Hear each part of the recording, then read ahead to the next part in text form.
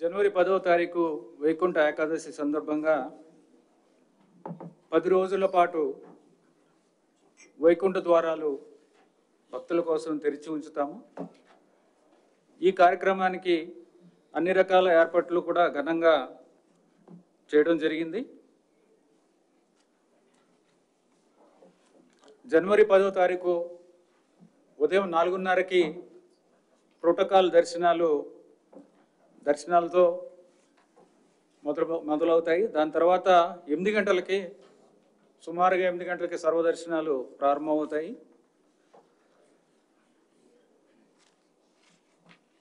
జనవరి 10న ఉదయం 9 నుంచి 11 గంటల వరకు శ్రీదేవి భూదేవి సమేతంగా మలయప్ప స్వామివారు స్వర్ణరథంపై ఆలయం యొక్క మాడ వీధుల్లో భక్తులకు దర్శనమిస్తారు.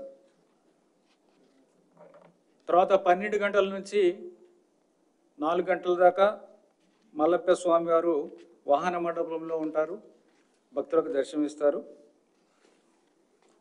జనవరి 11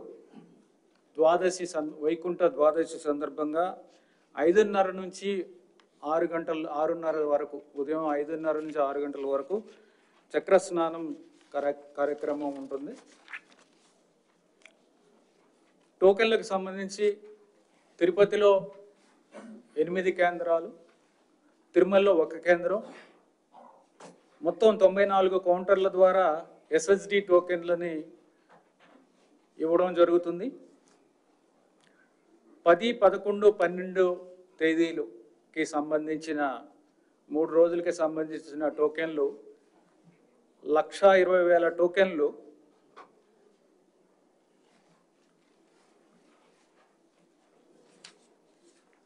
జనవరి 9వ తారీఖున ఉదయం 5 గంటలకి ఇవ్వడం జరుగుతుంది. దీని తర్వాత మిగిలిన రోజులకు సంబంధించిన టోకెన్లు ఏ రోజుకు ఆ రోజు 3 కేంద్రాల్లో ఇవ్వడం జరుగుతుంది. శ్రీనివాసం, విష్ణు నివాసం, భూదేవి కాంప్లెక్స్లో మామూలుగా ఇచ్చే ప్రకారమే SSD టోకెన్లు అక్కడ ఇవ్వడం జరుగుతుంది. ఈ కేంద్రాలు ఎక్కడనేవి ఇందిరా మైదానం, రామచంద్ర పుష్కరిణి, శ్రీనివాసం కాంప్లెక్స్, విష్ణు నివాసం కాంప్లెక్స్, భూదేవి కాంప్లెక్స్, బైరాగి పట్టణంలోని రామానాయుడు ఉన్నత పాఠశాల, ఎంఆర్పల్లిలోని జిల్లా పరిషత్ ఉన్నత పాఠశాల, జీవకోనలోని జిల్లా పరిషత్ ఉన్నత పాఠశాల, తిరుమలకి సంబంధించి తిరుమల వాసుల కోసం బాలాజీనగర్ కమ్యూనిటీ హాల్. ఇప్పటికే SCD టోకెన్లు 1,40,000, శ్రీవాణి టోకెన్లు ఆన్లైన్లో విడుదల చేయడం జరిగింది 19,500 ఇప్పటికీ. అలాగే ప్రత్యేక దర్శనాలు అంటే VIP బ్రేక్, వృద్ధులు, చంటి పిల్లల తల్లిదండ్రులు, దివ్యాంగులు, NRI ఇలాంటి ప్రత్యేక దర్శనాలన్నింటినీ రద్దు చేయడం జరిగింది ఈ 10 రోజుల కోసం. ఈ 10 రోజులు దర్శన టోకెన్లు ఉన్న భక్తులకు మాత్రమే దర్శనానికి అవకాశం ఉంది.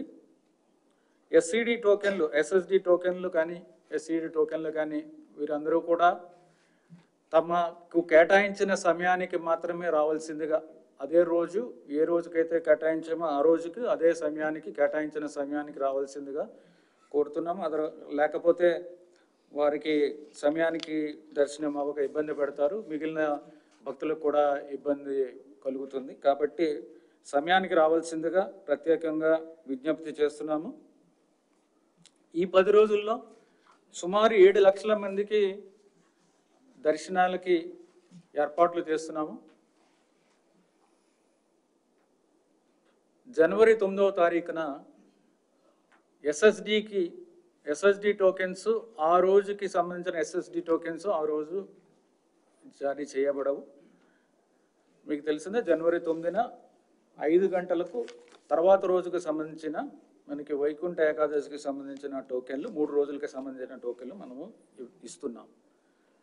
తర్వాత శ్రీవారి మెట్టులో కాలినడకన వచ్చే వారి కోసం ఉన్న కౌంటర్లు 19వ తారీఖు దాకా ఉండవు. సిఫార్సు లేఖలు కూడా ఈ 10 రోజులు తీసుకోబడవు. వసతికి సంబంధించి ఈ 10 రోజుల పాటు ఆన్లైన్ బుకింగ్ వ్యవస్థ ఉండదు. సామాన్య భక్తుల కోసం సిఆర్ఓ నుంచి వసతి ఇవ్వడానికి ఏర్పాట్లు చేశాము. అలాగే 8 నుంచి 11వ తారీఖు వరకు అంటే 4 రోజుల పాటు ఎంబీసీ, ఏఆర్పి, టీబీసీ అలాగే కాటేజ్ డోనర్ స్కీమ్ అలాట్మెంటు ఈ కౌంటర్లన్నీ కూడా మూసివేయబడతాయి. ట్రాఫిక్కి సంబంధించి అన్ని రకాల ఏర్పాట్లు జిల్లా పోలీసు తరపు నుంచి చేయడం జరిగింది. ఎస్పీ గారు కూడా ఉన్నారు, ఆయన కూడా చెప్తారు ఏమి ఏర్పాట్లు అనేవి. సుమారుగా 12,000 వాహనాలకు పార్కింగ్ ఏర్పాట్లు చేయడం జరిగింది. MBC, outer ring road, RBGH area, Parakamani Bhavan సమీపంలోని పార్కింగ్ స్థలాలు ఏర్పాటు చేయడం జరిగింది. అలాగే శ్రీవారి బ్రహ్మోత్సవాలు సమయంలో గరుడ వాహన సేవ రోజు మనకి విఐపి వాహనాలు ఏ విధంగా అయితే రామ్ బగీచా రోడ్డు దగ్గర, మెయిన్ రోడ్డు దగ్గర వరకు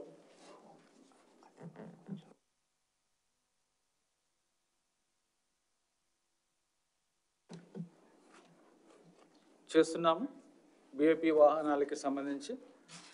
అలాగే టికెట్లపైనే entry point, alighting point, pickup point, parking point అన్నీ కూడా ముద్రించి ఉంటాయి.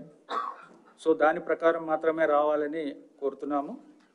భద్రతా ఏర్పాట్లకు సంబంధించి ప్రత్యేక చర్యలు తీసుకోవడం జరిగింది. ఎందుకంటే తిరుపతిలో ఉన్న 8 కౌంటర్లో చాలా ఎక్కువ మంది భక్తులు వచ్చి టికెట్స్ తీసుకోవడానికి ప్రయత్నిస్తారు కాబట్టి సుమారుగా 3,000 మంది పోలీసు సిబ్బంది, 1,500 మంది విజిలెన్స్ సిబ్బంది ప్రత్యేకంగా సెక్యూరిటీ భద్రత గురించి ప్రత్యేకమైన ఏర్పాట్లు చేస్తున్నారు. అలాగే సీసీ కెమెరాలు 2,770 సీసీ కెమెరాలు, తర్వాత ఈ కౌంటర్లకి సంబంధించి 50 సీసీ కెమెరాలను కూడా ప్రత్యేకంగా ఏర్పాటు చేయడం జరుగుతుంది. అన్నప్రసాదాలకు సంబంధించి సమయం కూడా 6 గంటల నుంచి 12 గంటల, ఉదయం 6 నుంచి రాత్రి 12 గంటల దాకా కూడా అన్నప్రసాదాలకి ఇవ్వడానికి, మంచినీరు సౌకర్యం, మంచినీరు ఇవన్నీ ఇవ్వడానికి కూడా ప్రత్యేకమైన ఏర్పాట్లు కూడా చేయడం జరిగింది. అలంకరణకి సంబంధించి విద్యుత్ దీపాలంకరణ, అలాగే పుష్పాలంకరణ ఇవన్నీ కూడా ప్రత్యేక శ్రద్ధ వహించి చేయడం చేస్తున్నాము. మైసూరు దసరా ఉత్సవాల్లో ఎప్పుడు చేసే ఎక్స్పర్ట్స్ ఎవరైతే ఉన్నారో వారి ద్వారా ఈ అలంకరణ ఈసారి చేస్తున్నాము.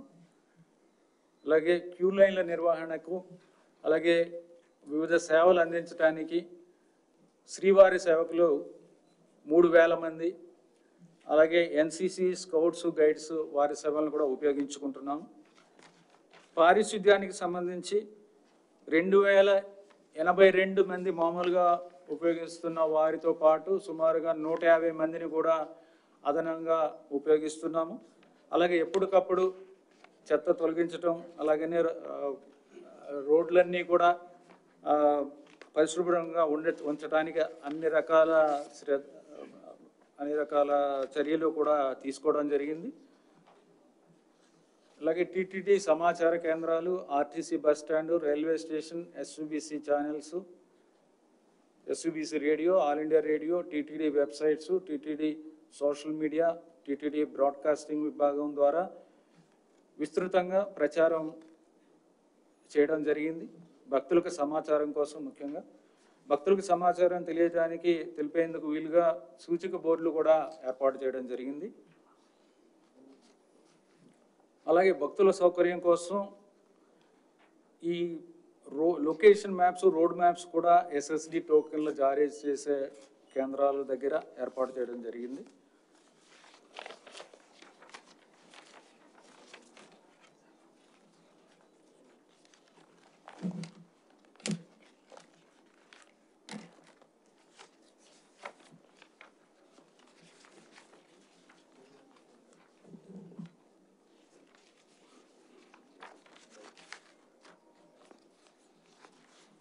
అలాగే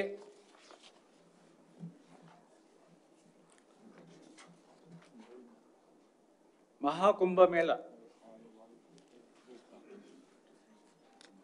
మహాకుంభమేళకు సంబంధించి టీటీడీ కొన్ని ఏర్పాట్లు చేస్తుంది. ఉత్తరప్రదేశ్లోని ప్రయాగ్రాజ్ అంటే అలహాబాద్ దగ్గర జనవరి 13 నుంచి ఫిబ్రవరి 26 వరకు మహాకుంభమేళ జరుగుతుంది.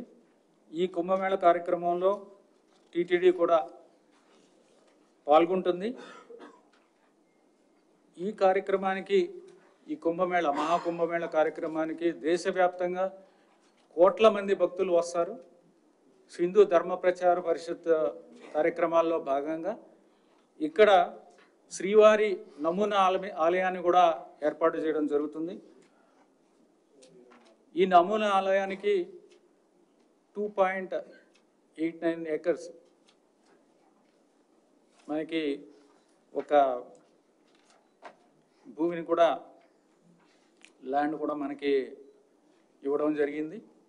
అక్కడే నమూనా ఆలయాన్ని ఒక మంచి ప్రాంతంలో, అంటే నాగవాసుకి ఆలయం అనేది చాలా ప్రత్యేకమైన ముఖ్యమైన ఆలయం. ఆ పక్కనే మనకి దాని దగ్గరే మనకి ఆ భూమిని ఇవ్వడం జరిగింది. అక్కడే నమూనా ఆలయాన్ని కూడా ఏర్పాటు చేయడం జరుగుతుంది.